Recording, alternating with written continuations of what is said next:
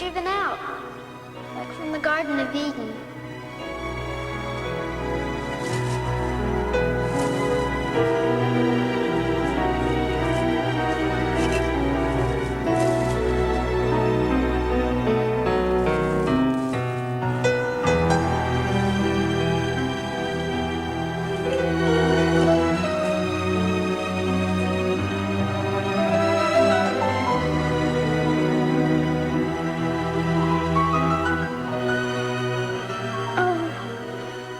I shall wear it always.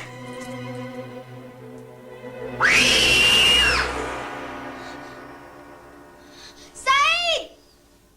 Saeed? Saeed? You're supposed to come when I call you.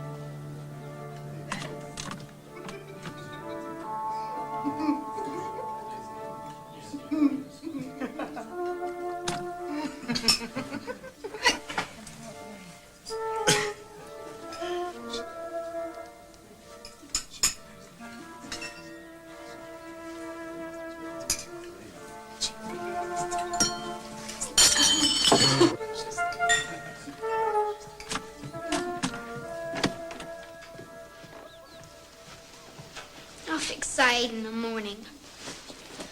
I'll put a snake in her millet.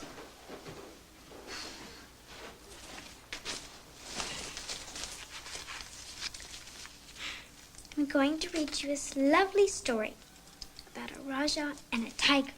I've just had the most marvellous idea. After the governor's ball, why don't we go for a breakfast picnic along the river? Oh, yes, what on earth? I don't think I should feel like a picnic after dancing all night. Nonsense. Besides, I shan't be going to the ball. Stephen has booked me a passage to England.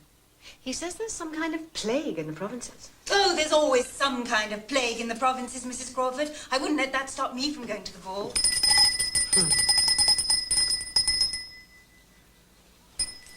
I don't know what's got into the servants. Harry, could you see why they aren't answering the bell?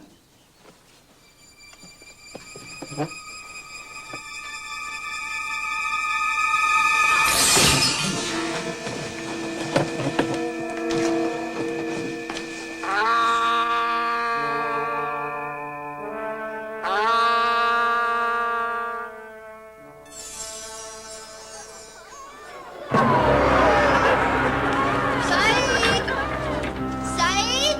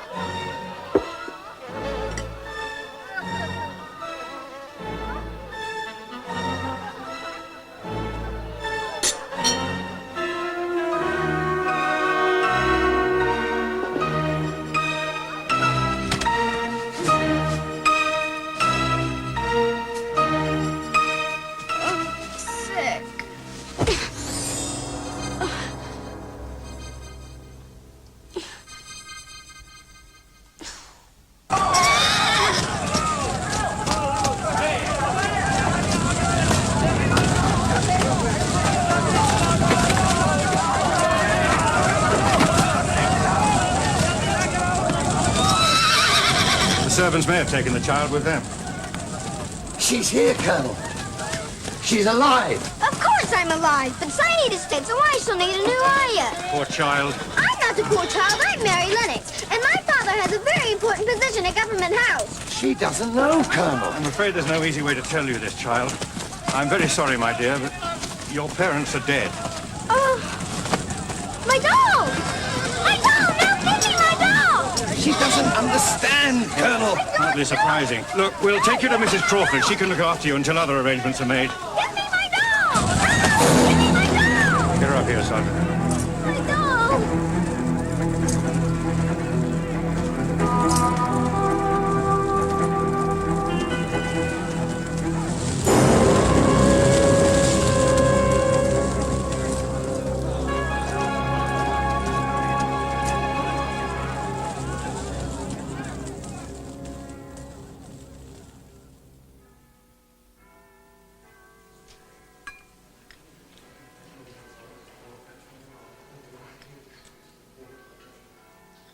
Mary, you haven't touched your tea. Are you not hungry? No.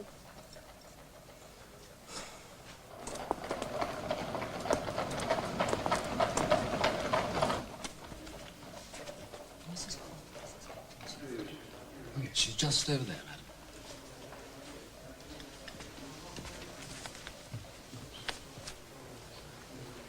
Mrs. Crawford? You must be Mrs. Medlock. Please do sit down. Thank you. Mary, this is Mrs. Medlock, who is going to take you to Yorkshire tomorrow. And Mr. Craven said to thank you for bringing the little girl, ma'am. Oh, it would have been unkind not to, since I was returning to England anyway.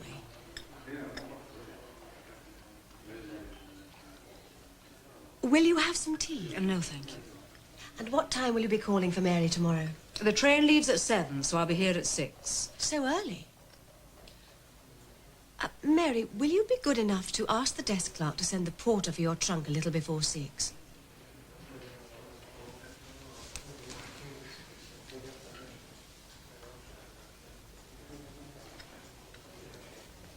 She's a difficult child, Mrs. Medlock. But to be fair, it's not entirely her fault. If her mother had carried her pretty face into the nursery more often, Mary might not be quite so recalcitrant. Neglected her, did she? I know that one should not speak ill of the dead, but Mrs. Lennox was a very silly and shallow woman. She was embarrassed that Mary was plain, at least in her eyes. And Mary knew it. Pity. Yes. It's kind of Mr. Craven to take Mary, especially since they're not related. Oh, there's no living relative. But as old Mr. Craven and Captain Lennox's father were dear friends, until they both passed on, young Mr. Craven felt obliged to give the little girl a home.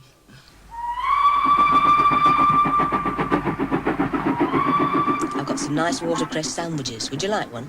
I don't like English food, only Indian. Well, English food is all you'll be getting at Misselthwaite Manor, so you better get used to it. Oh, it was different when Mrs. Craven was alive. She had cook make all sorts of foreign dishes. They took the recipe out of books. Mr. Archibald, Mr. Craven, that is, he didn't mind. Oh, she was such a sweet, pretty thing. Nobody ever thought she'd marry him, not with that hump on his back. But she did. It's like a French fairy tale I once read. Riquet de la Haupe.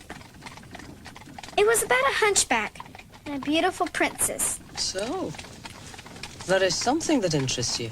I didn't say I was interested. These are the Moors. The Moors are ugly. Did your father ever tell you about Misselthwaite Manor? Why should he? He didn't know he was going to die and I'd have to live there. Very well, then. I will. Misselthwaite Manor is a grand place. It was built ages ago and has over 100 rooms. I don't give a tinker's damn how many rooms there are. Your manners could use improving. I don't have to be polite to servants. Mind yourself, Missy. I'm Mr. Craven's housekeeper and servant to no one. I'll overlook your bad manners this once, seeing as how you've been through so much sadness. Not that you'll find much joy at Misselthwaite Manor. Mr. Archibald still grieves for his wife and won't trouble himself with anyone.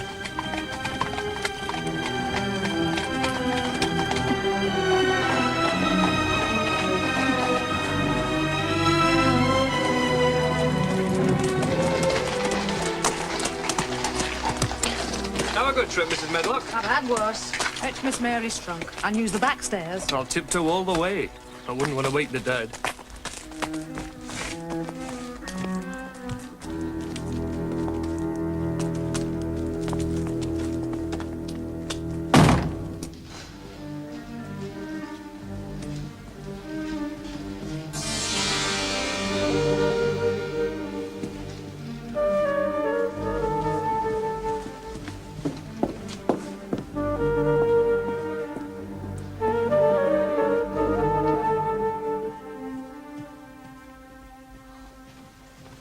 You're to take her directly to her rooms. He doesn't want to see her, and he'll be leaving for London in the morning. As long as I know what's expected of me, Mr. Pitcher. All that's expected, Mrs. Medlock, is that you make certain that Mr. Archibald is not disturbed, and that he doesn't see what he doesn't want to see. Well, there's a revelation. Come on.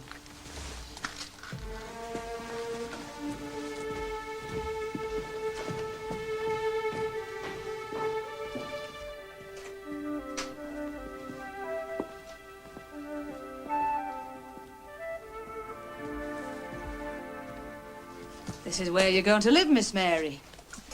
This is your bedroom. And your sitting room's just through there.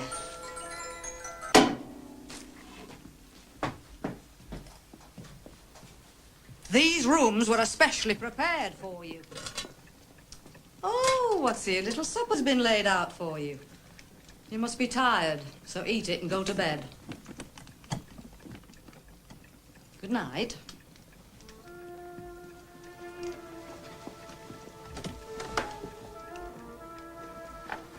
You can go anywhere you like in this wing of the house, but you're not to go poking around anywhere else. Mr. Archibald won't have it, and neither will I. Is that understood?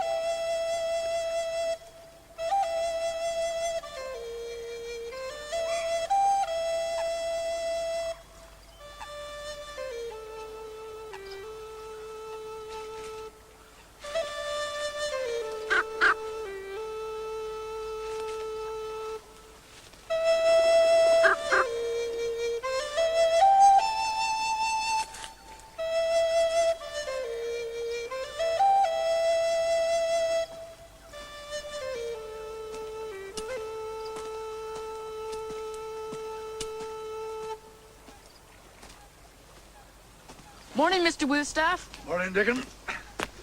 Wishing the day in with a song? Just saying hello to the morning. If you got a minute, I'll show you a trick I just learned. I've work waiting on me at the manor. Please? Guess the work will wait till I gets there. Take yourself elsewhere, Sir.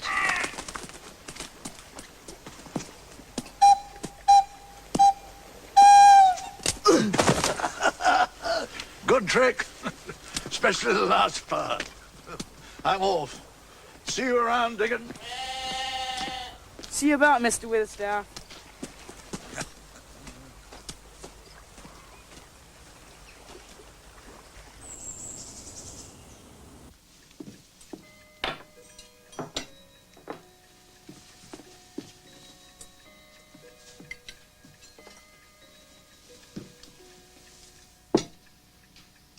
Morning, miss. Who are you? Martha? Martha Selby. Are you going to be my servant? I'm to do a bit of cleaning up here and a bit of waiting on you. Though, judging by your size, you won't need much waiting on, will you? Of course I'll need to be waited on. Someone has to dress me. Can you not dress yourself? Of course I can. But in India, my ayah dressed me. Well, you're in Yorkshire now, and children dress themselves as soon as they're out of nappies. You'll find some lovely new garments in the cupboard. Warm ones, bought by Mrs. Medlock on Mr. Archibald's orders. I thought he troubled himself with no one. He don't. It was Mrs. Medlock who told him you'd not have proper clothing for the cold since you're coming from India. And it was she who had these rooms fixed up all pretty for you.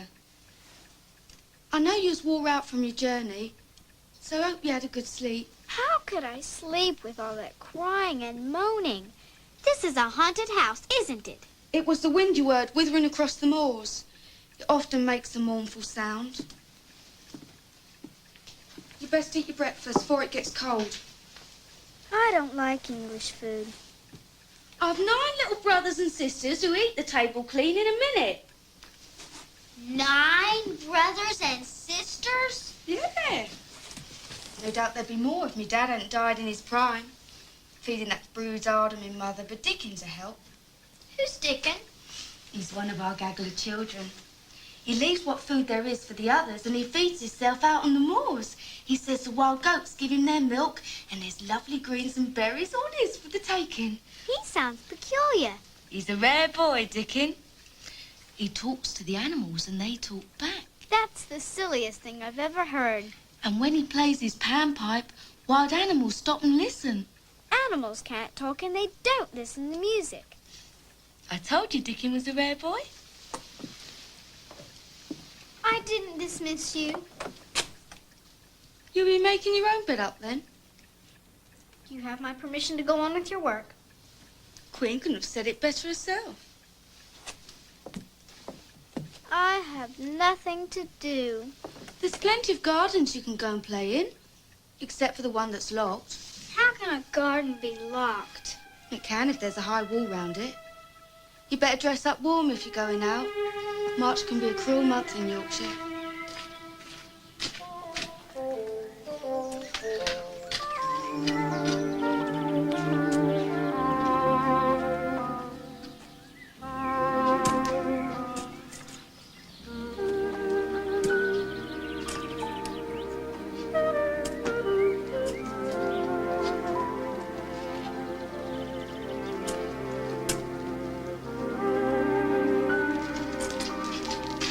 Doing?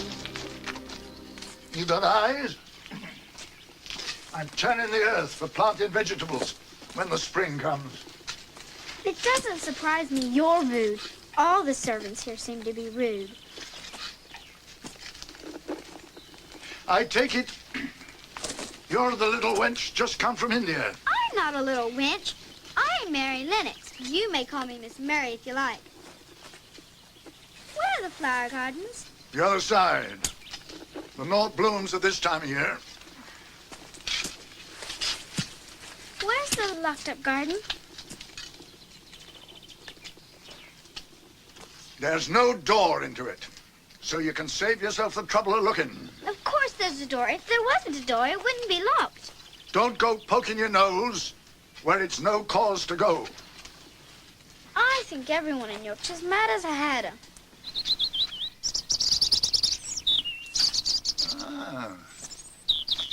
You cheeky little beggar. As you started courting this early in the season. He answered you. Considered himself my friend. I never had any friends. Then we're a good deal alike. Neither of us good looking and each of us as sour as we look. Do you think he'd mind being my friend, too? If you'll be my friend, I'll be yours. You said that as nice and human as Dickon talks to his wild creatures. You know Dickon? The very blackberries and heather bells knows Dickon. The foxes show him where their cubs lies. The skylarks don't hide their nests from him. Off with you. I've work to do. I think I'll go look for the door into the locked garden. Well, all you'll find is brambles and thorns. We shall see, shan't we?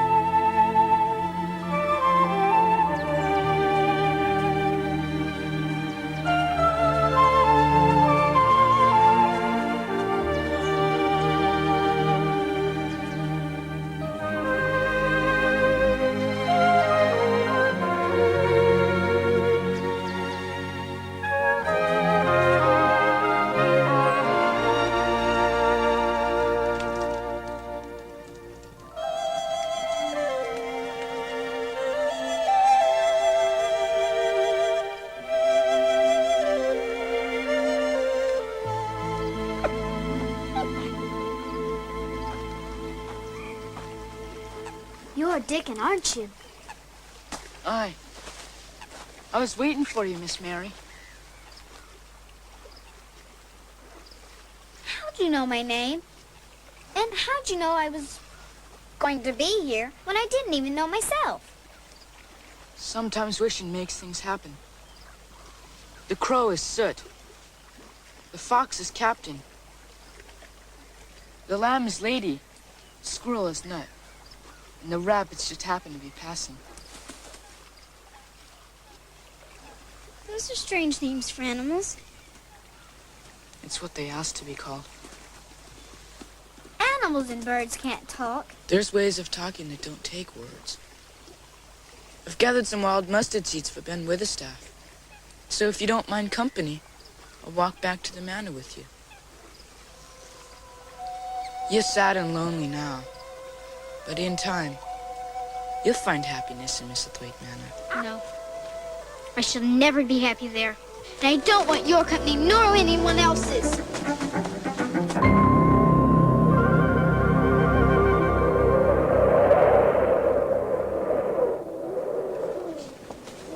Your bed's turned down and the room's all cozy. Listen to that wind. I looked for the door into the locked garden again today, but I couldn't find it. Why trouble yourself when there's so many other gardens you can go and play in? I like to know about things. Why was that garden locked up? But for that garden, Mr. Archibald wouldn't be the way he is. What do you mean? You'll not repeat what I tell you. You know I have no one to talk to except you. All right, then. But mind you, I'm only telling you what Mrs. Medlock said, because this happened long before I came to work here. Mrs. Craven had that garden made when she first came to Misselthwaite as a bride. And she and Mr. Archibald would shut themselves inside for hours and hours, like two lovebirds. Well, if the garden was such a happy place, why was it locked up? Because it's where the accident happened. There was an old tree in the garden with a high branch bent like a seat. And Mrs. Craven, Lilias was her name, she loved to climb up and sit on the branch and read when she was alone. Well, one day, the branch broke and she hurt herself so bad she died the next day. And Mr. Craven was so wild with grief that he locked up the garden and threw away the key? That's what Mrs. Medlock said. But how did you know? I didn't. You just told me. If there's a key, there must be a door. And I intend to find it.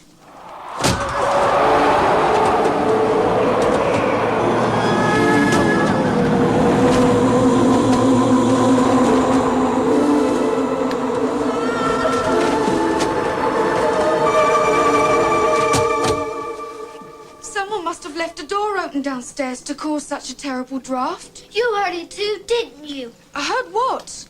Someone crying. I told you. The wind often makes a mournful sound. No, it wasn't the wind. It was human.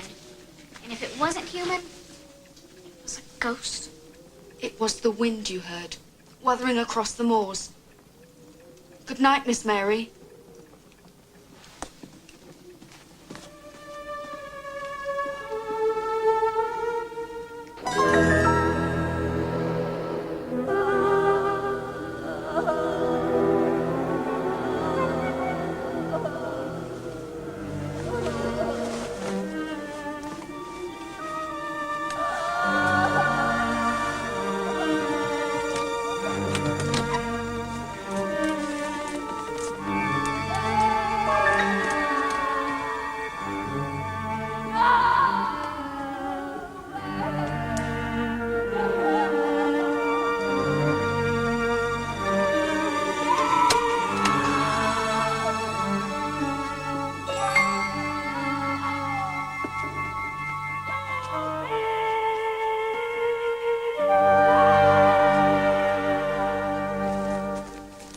Mr. Witherstaff. From my mother. She baked this morning. My thanks to her. There's nobody bakes better bread than Susan Sowerby. She'll be pleased to hear that.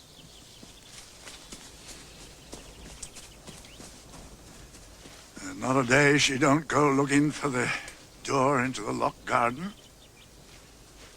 But she'll not find it. 'Tis better so. Have you ever been in the garden, Mr. Witherstaff? We'll not talk about that garden. Well, Miss Mary won't give up. There's a stubbornness in her. But there's also a need.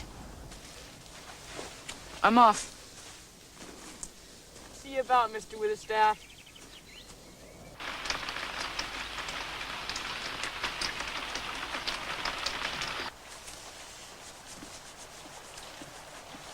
You have nothing to do when it rains. Mrs. Medlock has water spare. You could knit. I don't know how. You could read. I haven't any books. Oh, there's thousands of books in Mr. Archibald's library. Mrs. Medlock said I wasn't to go anywhere except in this wing. The library is in this wing. But finding it's a bit trickish, so I'll tell you how.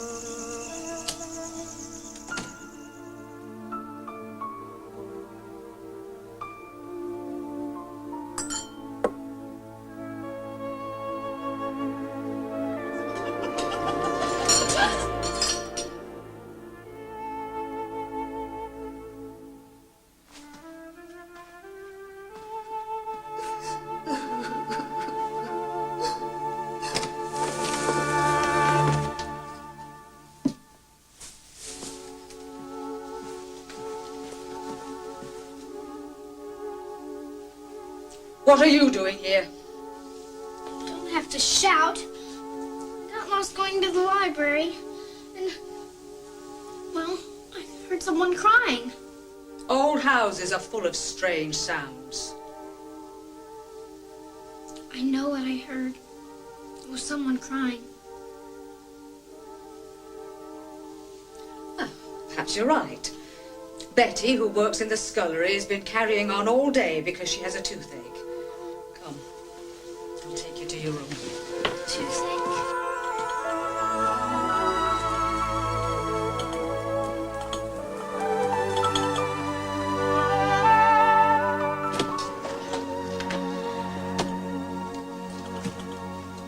Morning, miss.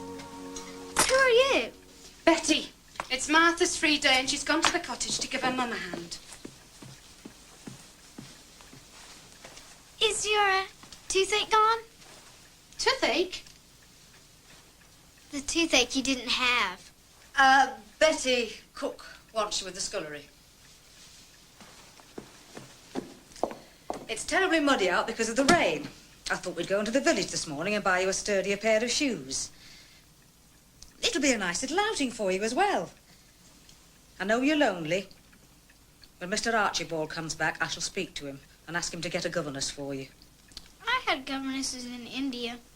None of them stayed very long. They didn't like me. Oh, I'm sure that's not true. I don't lie. You do. What a dreadful thing to say. Well, it's true. You lied to me yesterday about Betty having a toothache, and there's something behind that tapestry that you don't want me to know about.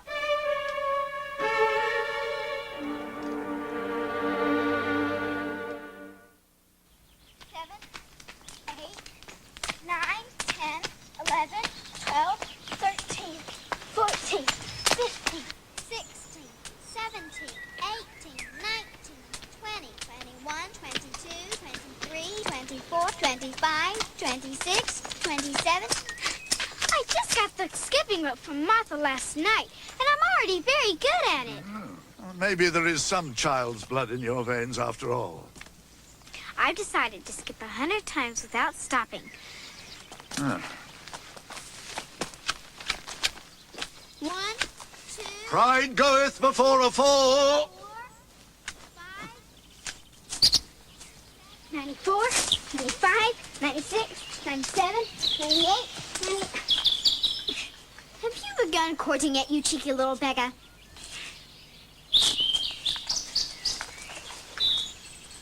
Are you looking for food?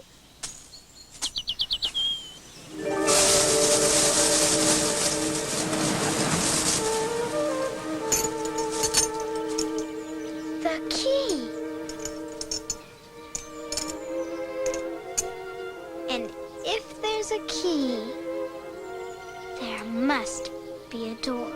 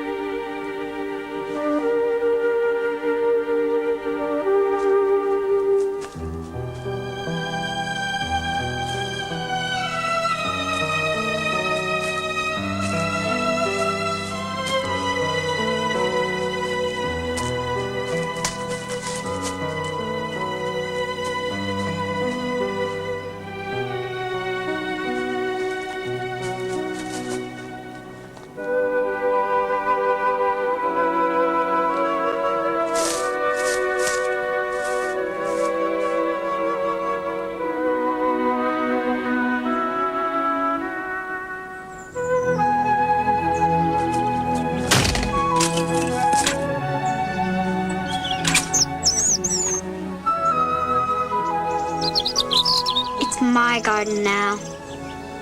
My own secret garden.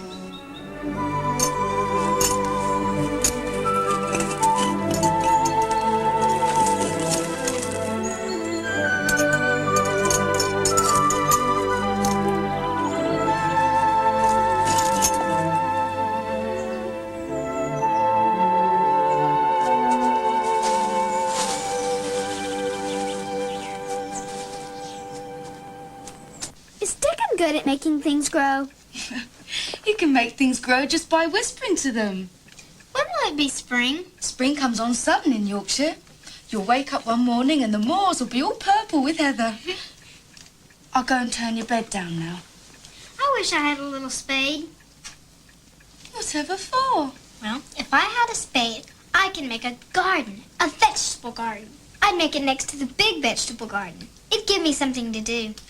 There's a shop in Thwaite Village that has gardening sets for children. There's a fork and a spade and a rake all tied together. But it will cost 2 shillings. Oh, I've got more than that, much more. My mother used to give me money on my birthday so I could buy a present for myself, but I never did. Well, if you give me the 2 shillings, I'll give it to the butcher boy when he comes, and he'll pass it on to Dickon. Dickon will go and get your gardening set for you.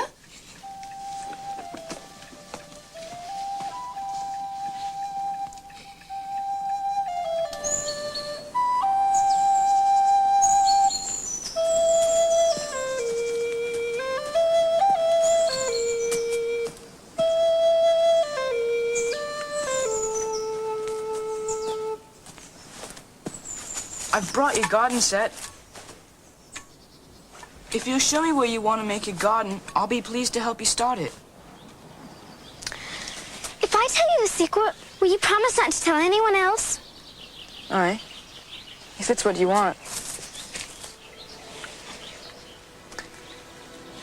I've stolen a garden.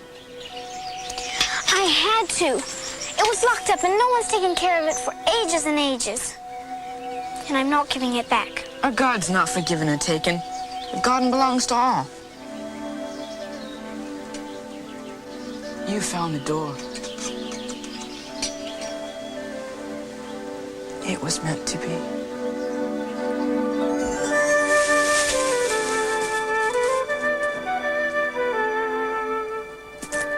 I was hoping it would look different than before, but it doesn't. Everything still looks dead. That's how I thought it'd be. If you look deep, you see it still has a green heart. Could be others this wick, too. Wick? In Yorkshire, wick means live. Even the thorny ones? Aye. They've run wild and attach themselves everywhere. Some will have died, but the strong ones will be wick. And once the dead wood's cut away, there'll be roses.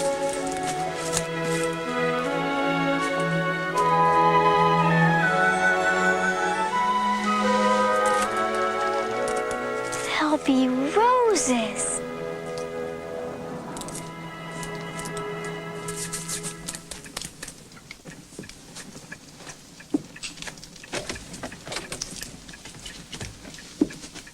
Where have you been? Mr. Archibald is back and he wants to see you. Why? Why does he want to see me? I imagine it's about the governess. I mentioned it to Mr. Pitcher and he said he'd pass it on to Mr. Archibald.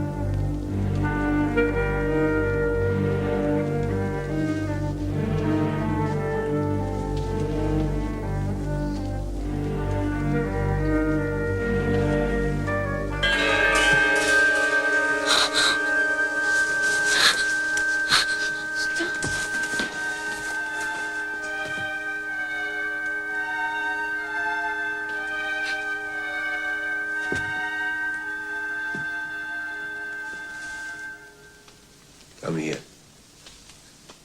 Now, don't be afraid. I know children usually find me frightening, but I'm quite harmless, I assure you. You're too thin. I'm getting fatter. You resemble your father.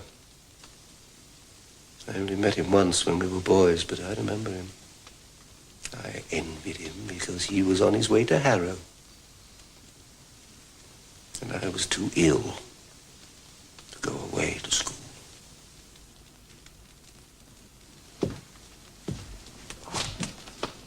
Ill. I have always been ill. I'm sorry.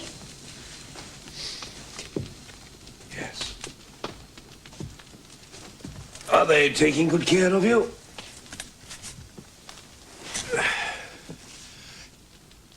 You find me repulsive, don't you? You look... You look different from other people, but not repulsive. Different? Yes, I look different. If we met in the dark, would you scream and run away? I might, but it would only be because it's the first time. Honesty is rare. I value it. Are you happy here? I like India better. This is a sad house for a child. We accept what we must. Oh, I meant to get a governess for you. I forgot. I'll see to it now. Please, can I go without a governess for a while? Why? Well, I'm just getting used to being here. And when I came here, I wasn't very well. But now I'm getting better. And it's because I'm out a lot. And, well, if I had lessons, I wouldn't be out as much. And besides, I'm ahead on my studies. I know French. I'm good at history. And I read a lot. Very well. Governess can wait. Is there anything you need or want?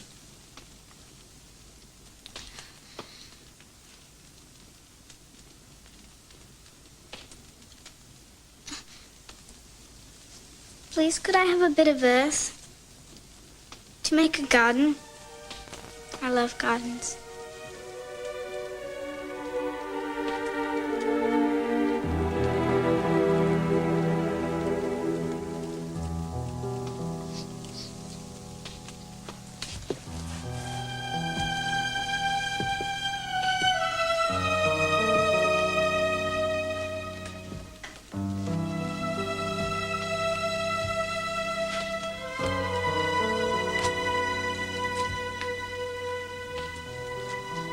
There was once someone very dear to me,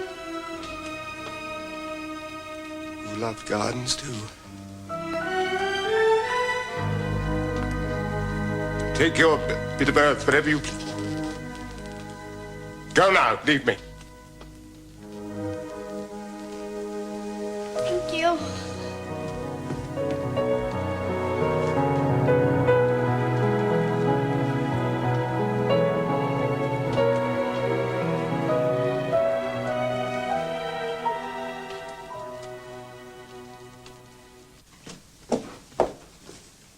Miss Mary?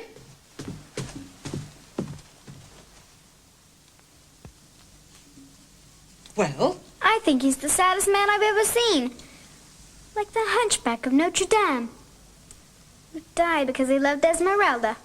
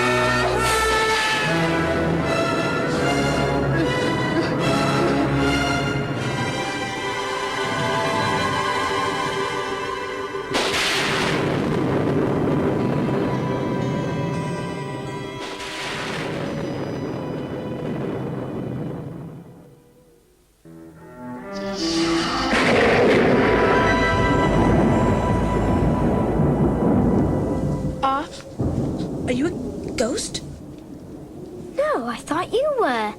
Stay away from me. I'm Mary Lennox. I came here from India so Mr. Archibald Craven could be my guardian. Are you sure you're not a ghost? Touch me. If I'm a ghost, your hand will go right through mine.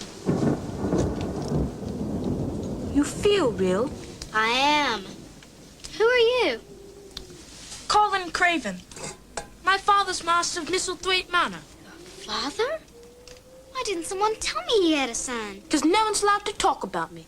Why? Because I won't have it. Neither will my father. Why? Because I'm going to have a hump on my back like he has. Is that why you cry all the time? Yes. Don't you ever go out of this room? No. If people look at me, I have a fit and get a fever. I'm looking at you and you're not having a fit. I might. Well, you can save yourself the trouble. Now that I know you're human, not a spirit or ghost, I'm going back to bed. You'll stay. I've no one to talk to except my nurse, and she's away on holiday. I don't have to stay if I don't want to. But you said you came from India. I want to know about India. You can read about India in books. Reading makes my head ache. Well, if I were your father, I'd make you read so you could learn about things. No one can make me do anything. Why not? Because I'm sick, and I probably won't live to grow up. Do you want to live? Not if I'm going to have a hump on my back, like my father. You're the cryingest boy I've ever seen. I'm going back to bed. You'll stay till I say you can go. You can't make me stay if I don't want to. Yes, I can. Everyone has to do as I say because I'm going to die. People who talk about dying are boring. I'm going. You may go now, but you will come again tomorrow. I might, if I don't have anything else to do.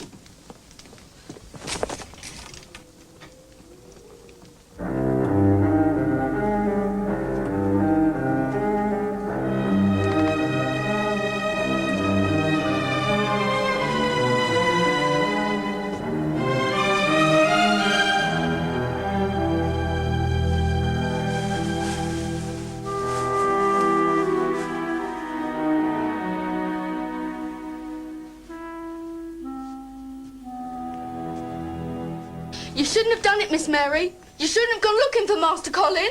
Well, if you would have told me Mr. Craven had a boy, I wouldn't have gone looking for who was crying. But no one is allowed to talk about him or see him. Well, then how do you know I saw him? Because Master Colin told me. I'm the one who has to look after him when his nurse is away.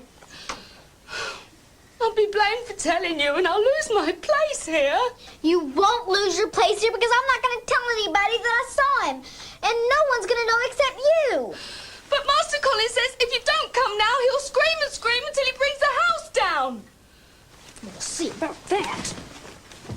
You said you'd come. I said I might. Might is only maybe, and I don't care if you scream till you're blue in the face. I suppose as long as I'm here, I might as well stay. Bring a stool and sit next to me. I never had to do anything for myself in India. The English people are lords and masters there, you know? No, I didn't know. You don't know anything, do you? Trying to see the lump on my back, aren't you? Father, your lump. I'm just thinking about how different you are from Dickon. Dickon? He's Martha's brother. If she wasn't so scared of you, she probably would have told you about him. Dickon's not like anyone in the world. Why? Because he can charm animals and birds. He talks to them, and they talk back. That's magic.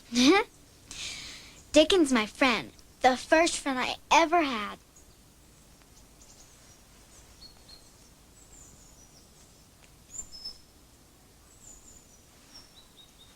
Then I shall order him to be my friend, too.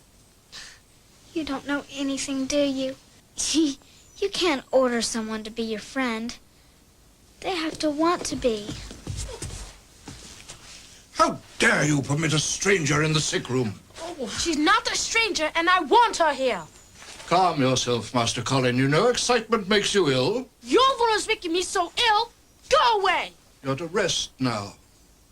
I insist. The vicar is ailing, so I'll get on to him and return tomorrow. Yes, Doctor.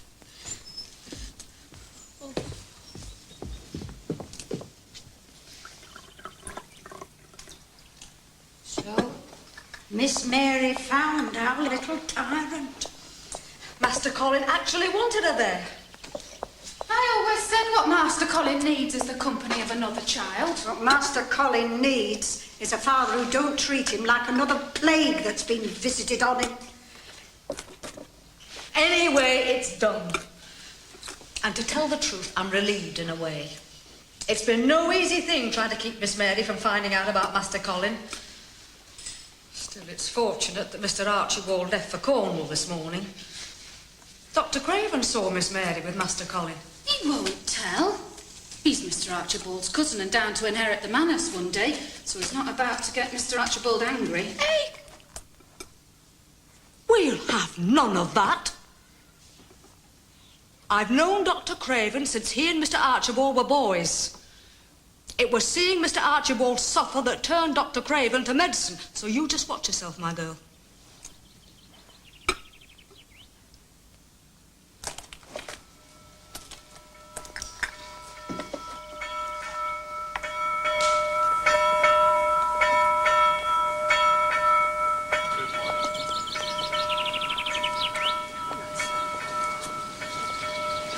Go and see what's keeping your brothers and sisters.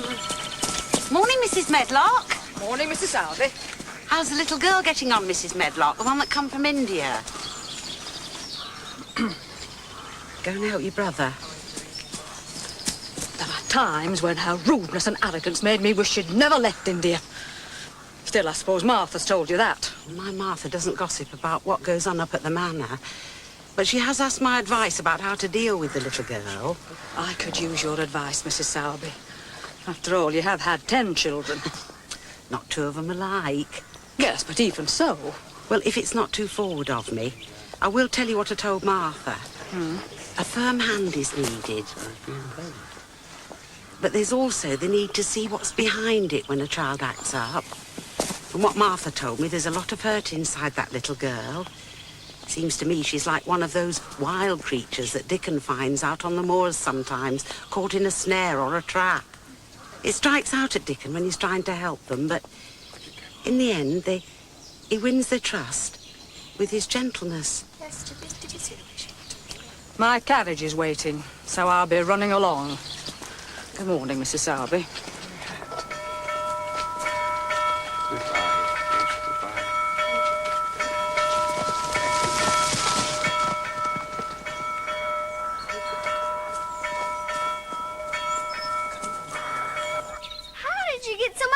It's been raining for 2 days. I like the rain. So does the garden.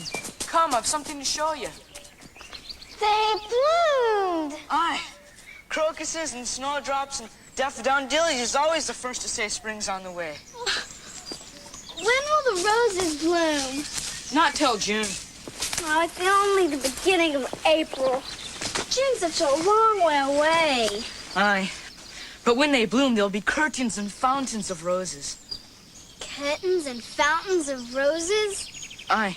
But not unless the dead wood's cut away and the earth is softened so they can drink the rain. There's lots to be done. Well, tell me what you want me to do and I'll do it. If you'll clean the flower urns, I'll bring fresh earth to put in them. I'm going to tell you another secret, Dickon.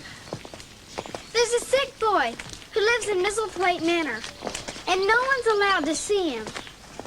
But I saw him. It's Master Colin you're talking about. You know about him? Aye. Did Martha tell you? Me mother. Mrs. Craven fell from the tree, and the fall brought on her baby too soon. Me mother knows midwifing, so she was called in to help the doctor with the birthing. It was a miracle, me mother said, how Miss Craven held on to life long enough to bring her babe into the world.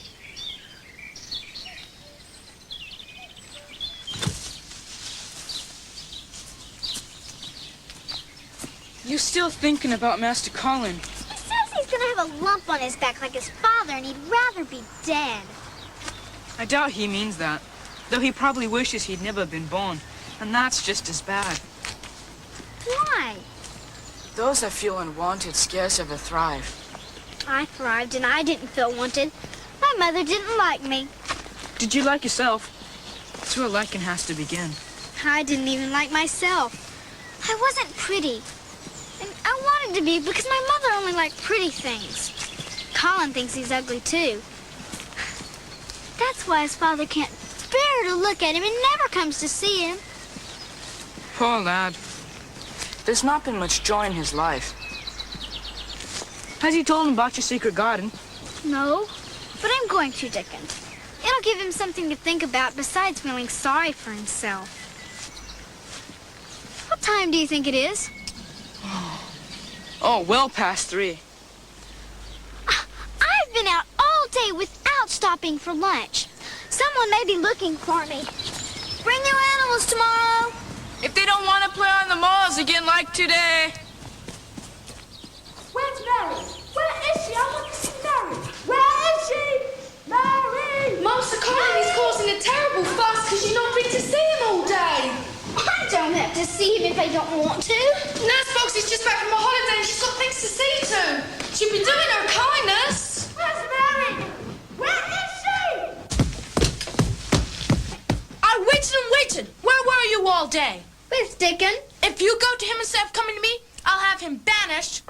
Who do you think you are, the Raja of Punjab? If you don't come, I'll have you dragged here. You're mean and selfish. You're the one who's selfish. All you think about is yourself and feeling sorry for yourself. You'd feel sorry for yourself, too, if you had a lump on your back and you were going to die. You say things like that because you want people to feel sorry for you. I was going to tell you something special, but now I'm not. I hate you! Good! Now I don't have any reason to come see you, and I won't! Oh. I'm Master Colin's nurse. I feel sorry for you. If he had a vixen of a sister like you, he might get well. I don't care if he doesn't get well. If we were in India, I'd put a snake in his bed.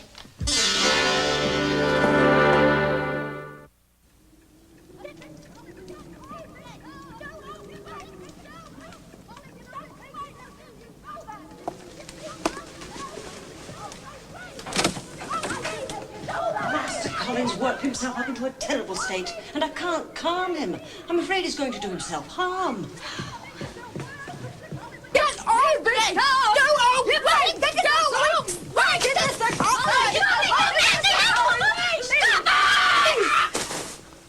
It would be a good thing if everyone went away and left you here to scream yourself to death. That's better.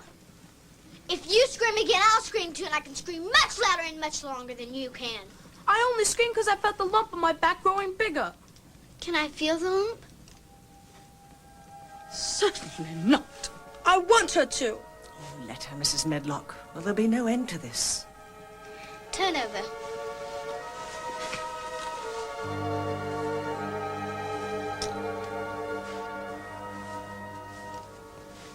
There's no lump. Yes, there is. You've just got a knobby spine and knobby ribs like I have. So if you ever talk about lumps again, I'm going to laugh. I'm going to die. Is he? Well, the specialist from London said Master Colin would improve if he ate well and got out into the air. You tell her. You've been frail and sickly since you were born, Master Colin. That's all I know. I've always hoped you'd outgrow your ailments. I still hope. I'm worn out. Can you manage without me now? I want you to go. You too. Only Mary can stay. That's up to Miss Mary to decide. Will you stay with me, Mary? Please? Well, since you said please. But if you scream again, I'll smother you with a pillow. And she would, too. Thank God Mr. Archibald is still away. I would be answerable to him for this brouhaha. Thank God indeed. Just as soon be spared another distressing scene. You said you'd had something wonderful to tell me. Will you tell me now? You don't deserve to be told. But I will if you swear not to tell anyone else. Nodding doesn't count. All right, I swear. There's a secret garden, and I've been in it. A secret garden? Yes. The door was hidden, and it took me forever to find it. But I did. No one had taken care of it for so long that it became a wild tangle. Everything looked dead. But Dickens said that some of the roses were still alive. And they bloom. There'll be curtains and fountains of roses. The first time I saw it, it was like an evil witch's garden. Ugly and scary. But Dickens and I have worked and worked, and now it's beginning to get beautiful. Everything was gray. But now, it's like a green veil hanging over the garden. A robin made its nest there, in one of the trees. I call him Beggar.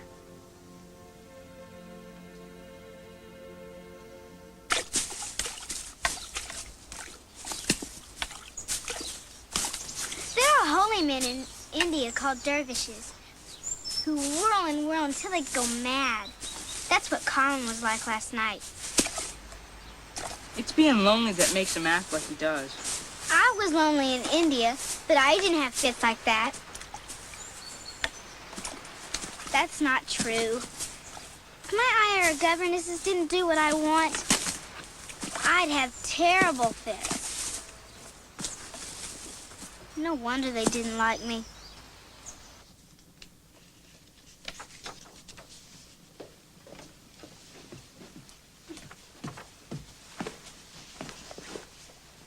I thought reading makes your head ache. I'm just looking at the pictures. I told Nurse to bring me a book on flowers, and she brought this one from the library. But I can't tell what the names are. Oh, flower books always use the Latin names. Do you know Latin? No, but I know a poem that was first written in Latin. I do not love thee, Dr. Fell, the reason why I cannot tell. But this alone I know full well. I do not love thee, Dr. Fell. I like that. Do you know any other poems? Oh, well, there are lots of poetry books in your father's library. Will you read some of the poems to me? I'll think about it. You smell nice. It's the wind from the moors you smell. Oh, it's springtime and out of doors smells so greatly. I never heard you talk that way before. I'm giving thee a bit Yorkshire. That's a Yorkshire lad. Doesn't understand Yorkshire talk. Oh, it's a wonder thou's not ashamed of thy face. Sometimes Dickon forgets and talks Yorkshire to me. I like it. I'd like to hear him talk Yorkshire. How can you if you don't want anyone to look at you? I don't think I'd mind if Dickon looked at me. You mean that? Yes. Yes. Well, wonders never cease.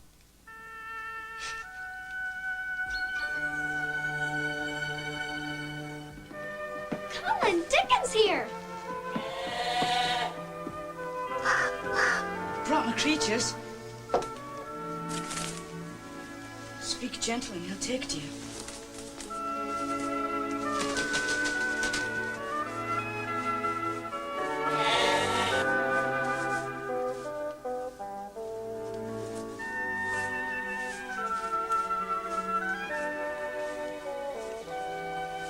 The squirrel looks sleepy. I didn't know animals were so friendly, Dickon.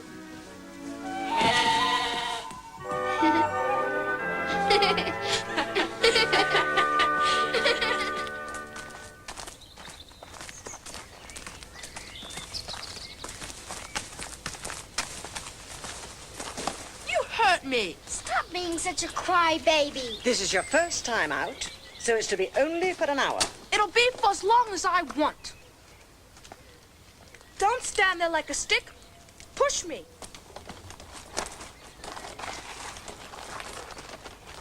I hope this isn't a mistake. I'm all for it. It's wrong for the boy to be locked away like he wasn't fit to be seen. John's right, Nurse. Master Colin can't spend his whole life in a world of his own making. His making or his father's? Oh, it comes to the same thing. Well, one thing is sure.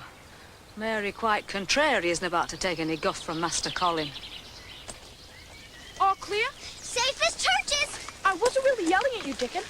We talked it over and decided if we were nasty, no one would get suspicious. I figured that out myself. Go faster, Dickon. No, in case someone happens to see us, we don't want them to know we're going somewhere special.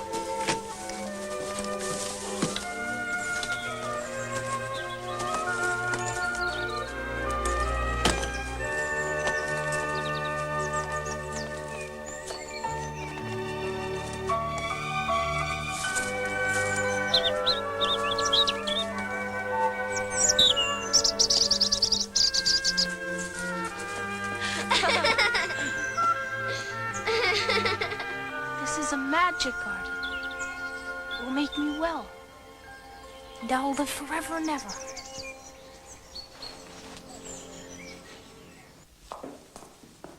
I'm done turning down the bed, so I'll give you a hand if you like. Oh, I'm not about to say no.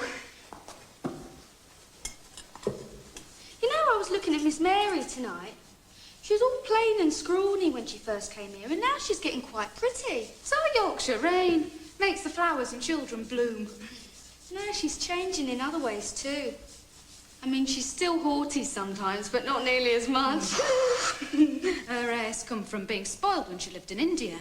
No, I think it was the other way round. I think it was hurt and neglect that made her act so bad. You're deep as a river and twice as milky. Mr. Archibald's back. If you can't bring good news, don't bring any. Well, this'll cheer you.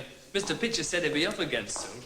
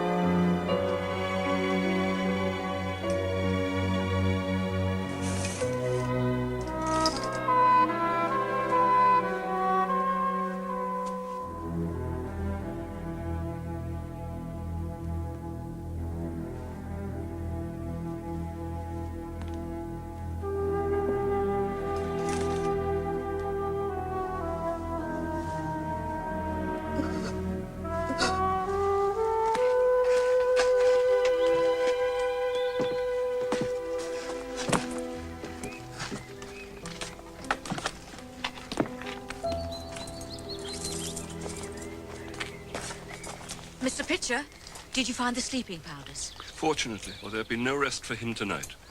Any idea when you'll be returning? It may be months. We're to travel on the continent. Italy, Spain, Switzerland. He'd rather be anywhere than here. With good reason. Well, the trunks are strapped. Goodbye, Mrs. Medlock. Safe journey, Mr. Pitcher. Thank you.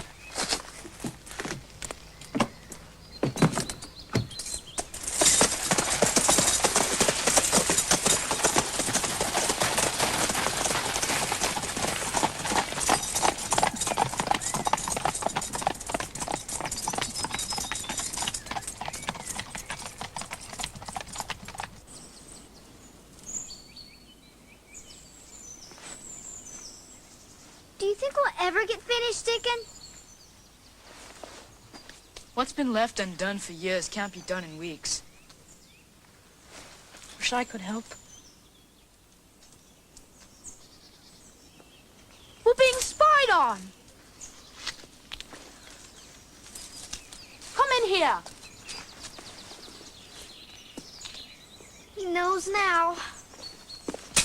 We'll be driven out like from the Garden of Eden. This way. Oh, Look at all the work we've done. oh, the hours you must have put in. Oh. I was up on the ladder. Poor crippled boy. I'm not a poor, crippled boy.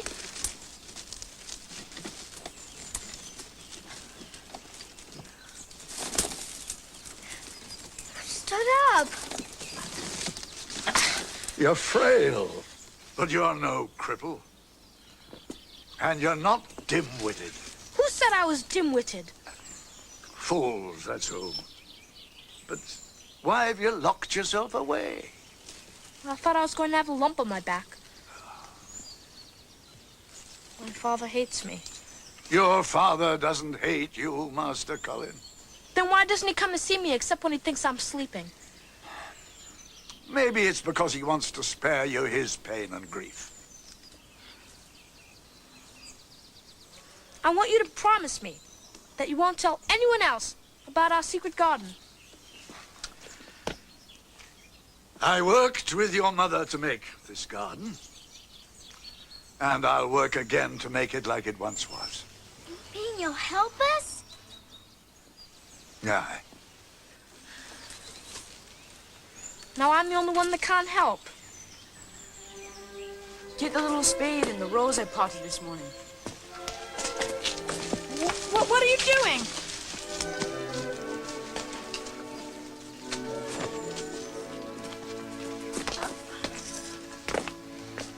Dig a hole. The earth is soft.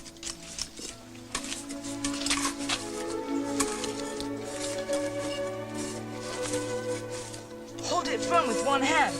Push the earth around it and tamp it down. Put the hard. You just planted your first rose. There's one. Nurse Buggs tells me you've been going out every day. You mustn't overdo it, Master Colin. I'll do as I please. Your father has entrusted me with your care, Master Colin. I don't trust you, so go away. I'll see you out, Doctor. Why does he dislike me so? I only want him to be well. It's all I've wanted since the day I brought him into the world and breathed life into him. I doubt he truly dislikes you, Dr. Craven. Sick children often vent their anger on those least deserving.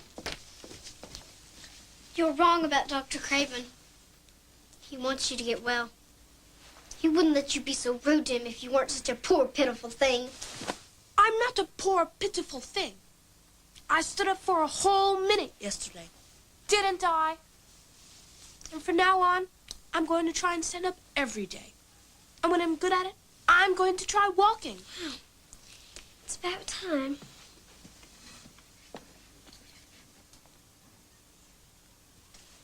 Pick up your feet, Colin. It won't work unless you pick up your feet. I'm trying. Try harder. I'm tired. Take me back to my chair. It comes odd because your muscles is soft from not being used. We have a neighbor, Bob Alworth, whose legs is all spindly once. And now, champion runner. Came from the exercises he done. Could you show me how to do the exercises? Could you, Dickon? Aye, give me a leg. Now push against me. Ow! That hurts, Dickon.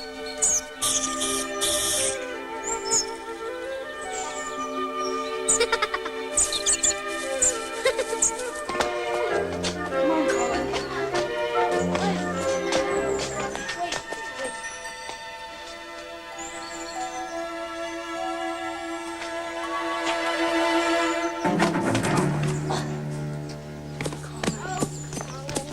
Stop.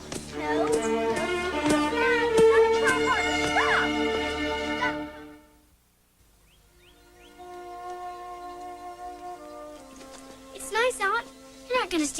all day, are you, Colin?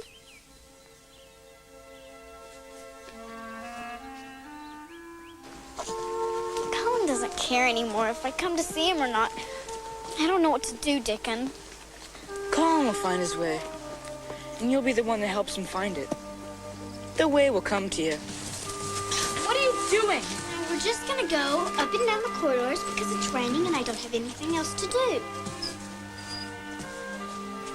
He's been doing so well. The boy in the picture looks like you. That's why I thought you were a ghost the first time I saw you. He's dead, of course, but you're alive.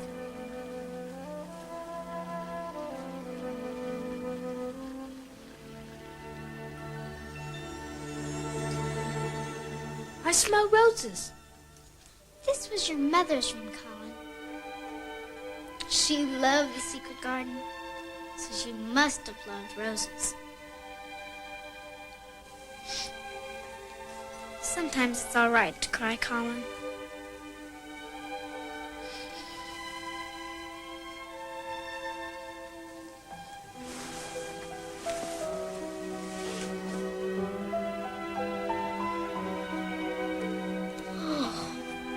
She's beautiful, Colin.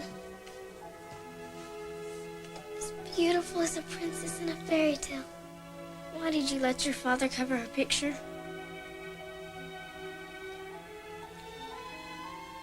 I'm the one that had it covered. Didn't want my mother to see the lump on my back. Oh, Colin. She would have loved you even if you did have a lump. But I think she'd want you to try and keep on walking, too.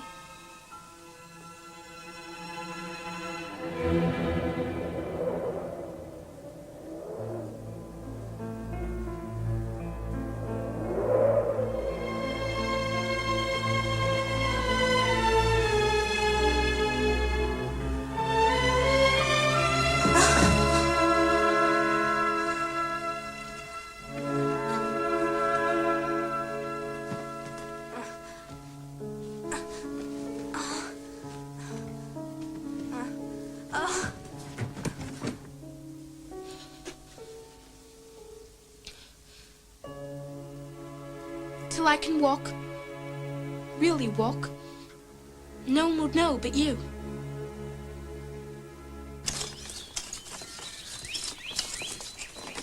Well, the roses bloomed, even though it's been raining for days and days. They knew it was June. Where you tend a rose, a thistle cannot grow.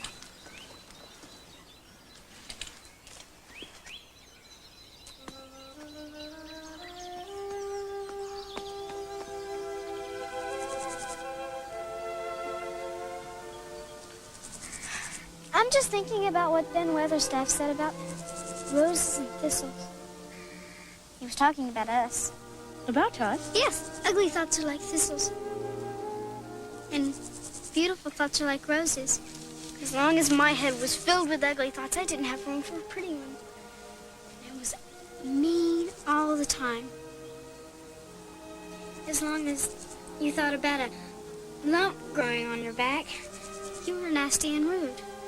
Thistles and roses. Mm-hmm. Thistles and roses.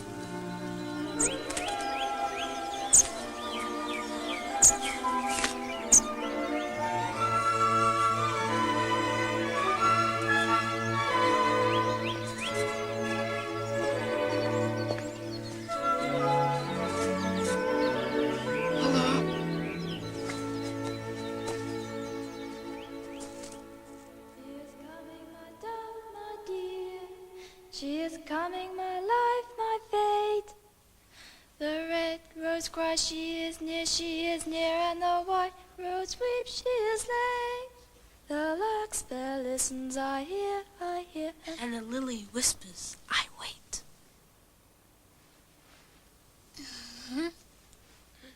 Come here, everyone. Hurry up, come on. I have an announcement to make. I've decided that when I grow up, I'm going to do important experiments with magic. You know a little bit about magic because where you grew up in India, they have fakirs. And you can charm animals, so you know some magic too. I'm now going to show you my first magic experiment.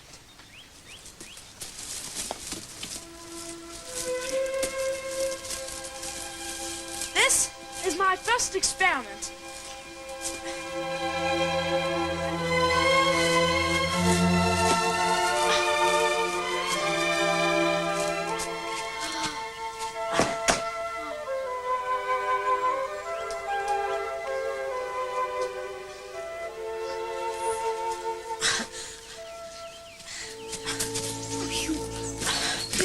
You walked all by yourself. I've been practicing. Every night after Nurse Boggs went to bed, I practiced. Praise God. Amen. You're in. So you might as well come in all the way. I was just passing and I heard voices. But never did I envision what I've just seen. Master Colin up and walking. No cause to worry. She's my mother, Susan Sowerby. Since you're Dickon's mother, I guess I don't mind you knowing I can walk now. I don't want anyone else to know. Surely you want your father to know? Well, not yet. I want to surprise him. When he comes home, I shall walk to him and say, I can walk now, Father, and I shall grow up and make you proud of me. It has to be that way. That's part of the magic. I never knew it by that name, but what does a name matter? Call it magic, call it a miracle, call it a touch of the hand of God. It's the good big thing, Master Colin. And I hope you'll never stop believing in it. Oh, he won't. He won't.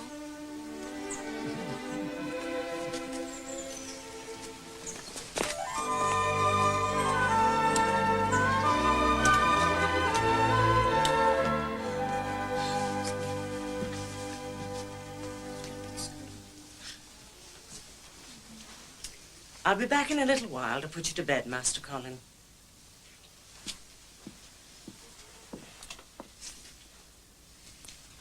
I hope Dr. Craven isn't getting suspicious. When he was here before, he noticed that my legs were getting stronger and that I'm getting fatter. Maybe he'll think I'm bloated. Sick people get bloated, don't they? Dead people get bloated when they're left out in the sun. I once saw a dead beggar in India who was so bloated. He looked like a melon about to burst. I don't like talking about dead people or dying. I know, but you used to. You're not rude to Dr. Craven anymore either. I know. I used to think that he wanted me to die, but now I know he doesn't. Mary, do you like Dickon more than you like me? Well, I mean, I don't mind if you like Dickon. I just want you to like me. Oh, I like you the same. But different.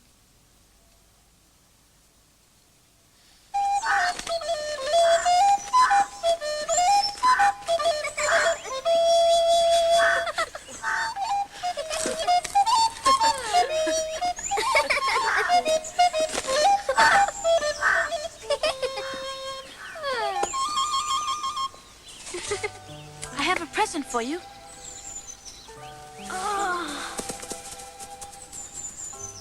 Oh. Colin.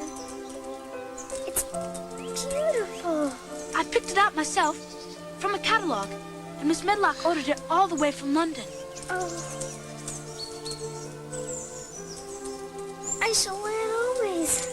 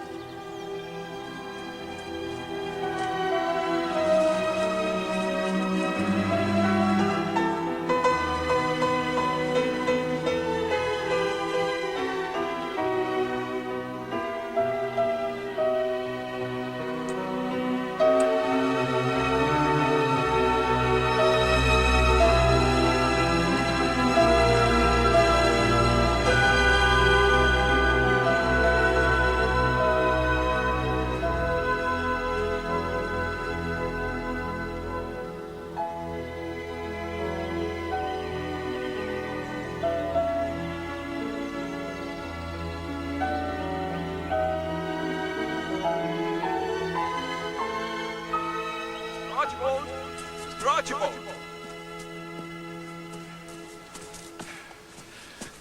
It's time for your medicine, Mr. Archibald.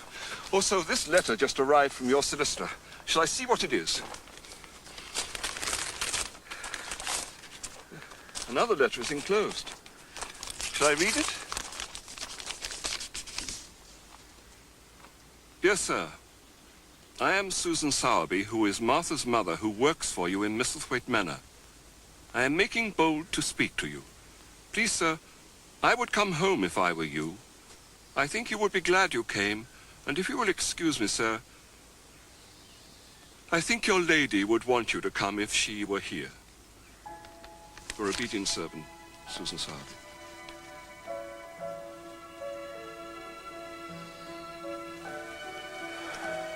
What is it? I dreamed of Lilias.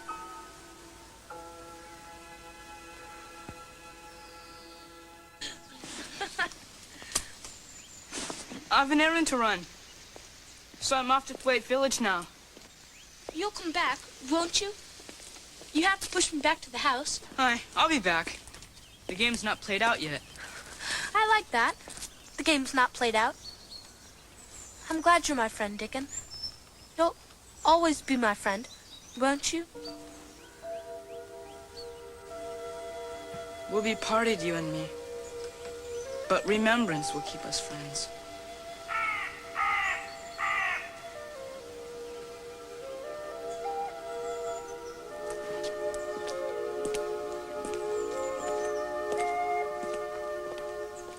Mary, why did Dickon say we'd be parted? How can he know that?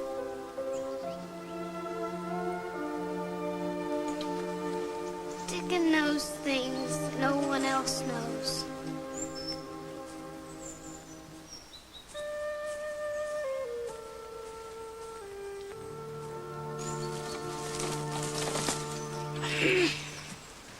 Summer's almost over.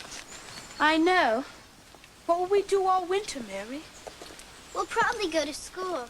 We're both too old for governesses, and you're well now. Perhaps we can go to the same school. No. Girls go to girls' school, and boys to boys. Suppose there's no help for it. No. Better sit down for a bit. I wish we didn't have to go to different schools. We'll write letters to each other. But it won't be the same. And we won't be able to come to our secret garden. Oh, our garden will be here when we come back. And while we're away, we can think about how beautiful it is and how it's waiting for us. Colin. Son. Get up. Get up and walk. Come on. You know you can do it. You know you can. Please, Colin. Go. Come on. Go. Go.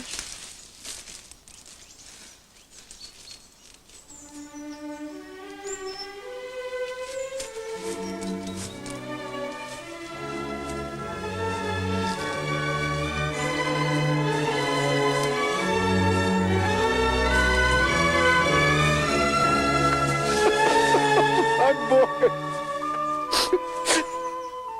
My son.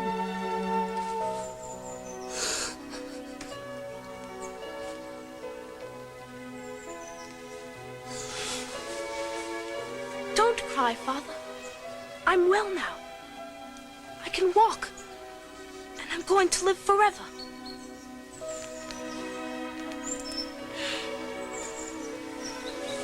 It was the secret garden that made me well, Father. My mother's garden. And it was Mary who made me walk. Thank you. Come see our garden.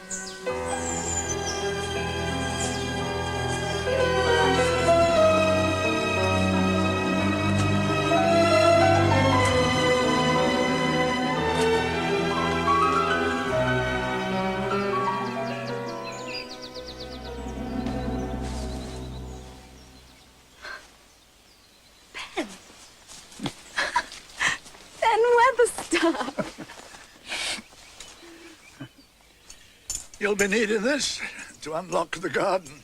Ben, it's been so long. I didn't know you'd changed so. I grew up. You know about Dickon. Mrs. Medlock wrote to me. She wrote with such love, such compassion. You touched her heart and warmed it. Killed in the war. Dickon. In a forest called the Argonne. Dickon had to die. He would have chosen a place where there were green and growing things. Aye. To die so young. Who was to know? Dickon knew. Aye. Dickon knew. Come. I'll unlock the garden for you.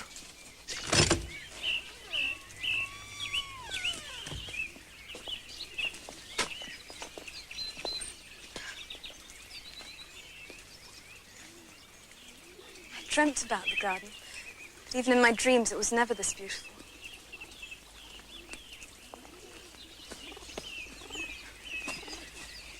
You did it, Ben. All these years. They were a promise to be kept.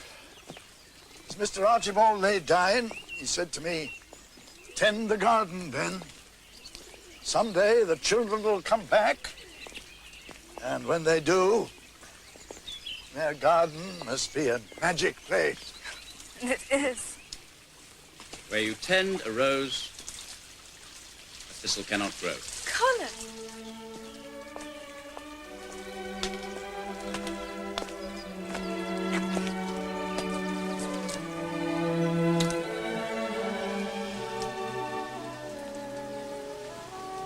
I wasn't sure the hospital would release you. Do you think I'd let a little shrapnel stop me? When I was at Oxford, I asked you to marry me. When I was in France, I wrote to you and asked you to marry me. Why wouldn't you give me an answer, Mary? I wanted you to ask me here in our garden.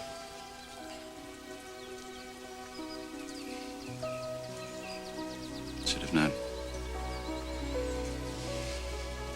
Will you marry me, Mary Lennox? Of course.